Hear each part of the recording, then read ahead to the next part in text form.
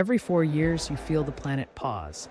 Pubs, streets, and living rooms glow as billions lean towards screens for the FIFA World Cup, football's biggest stage. It started in 1930, when FIFA's president Jules Rimet pushed for a tournament, beginning with just 13 teams. Even major global shockwaves couldn't stop it. World War II forced a long break, with no tournaments in 1942 or 1946, and the World Cup returned in 1950.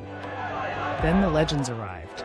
Pelé's Brazil made magic in 1958, 1962, and again in 1970. Maradona's 1986 genius and Messi hand of God drama turned heartbreak into myth. Later, Messi carried Argentina with flair, proving that greatness can be repeated. Each match becomes a small peace treaty, uniting nations for a month of dreams, debates, and unforgettable saves together. Across stadiums, rival flags share one language: goals, tension, and joy, year after year until the next kickoff. At the beginning of the 20th century, football was already becoming popular across Europe and South America. The sport was played at the Olympic Games, but many football leaders believed the game deserved its own international competition. In 1904, the governing body of world football, FIFA, was founded in Paris. A few decades later, FIFA president Jules Rimet proposed a global football tournament that would bring nations together through sport. His vision became reality in 1930. The FIFA World Cup was born. Chapter 2, 1930, the first World Cup in Uruguay, 2:30-4:30. The first FIFA World Cup took place in Uruguay in 1930. Uruguay was chosen because it was celebrating 100 years of independence and had won 2 Olympic football gold medals. Traveling across the Atlantic was difficult and expensive. As a result, only 13 nations participated. The tournament featured teams from South America, North America, and Europe. After weeks of competition, Uruguay faced Argentina in the final. In front of nearly 70,000 spectators, Uruguay won 4-2 and became the first World Cup champion in history. A new global tradition had begun. Chapter 3, the World Cup during and after World War II, 4:30-6. The Second World Cup was held in Italy in 1934. Italy successfully defended its title in 1938. However, the world soon descended into chaos. World War II erupted in 1939. Because of the conflict, the World Cups scheduled for 1942 and 1946 were canceled. Millions of lives were lost, and international football came to a halt. Finally, in 1950, the World Cup returned in Brazil. The tournament's most shocking moment came when Uruguay defeated Brazil in the final match. More than 170,000 fans inside the stadium were left in complete silence. The event became known as the Maracanazo, one of football's greatest upsets. Chapter 4, the rise of Brazil and Pelé, 6-9. By the late 1950s, a new football powerhouse emerged: Brazil. In 1958, the world witnessed the arrival of a 17-year-old football prodigy named Pelé. Despite his young age, Pelé scored crucial goals and helped Brazil win its first World Cup. He became an instant superstar.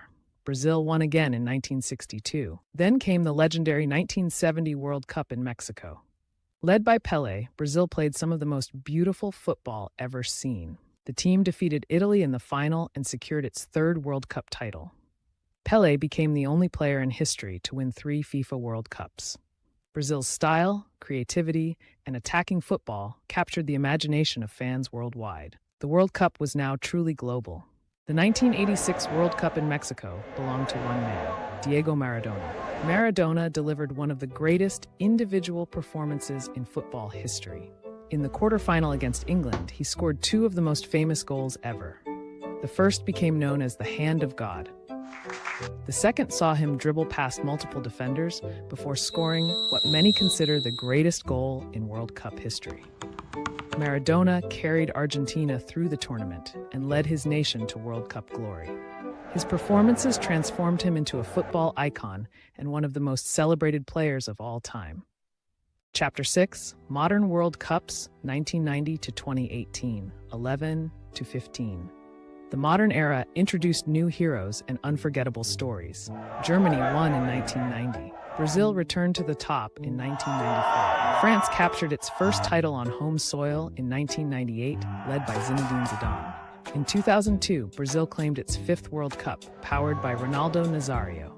Italy triumphed in 2006. Spain dominated world football and won in 2010. Germany lifted the trophy in 2014 after defeating Argentina in the final. The 2018 World Cup in Russia saw France become champions once again, led by a young superstar named Kylian Mbappé.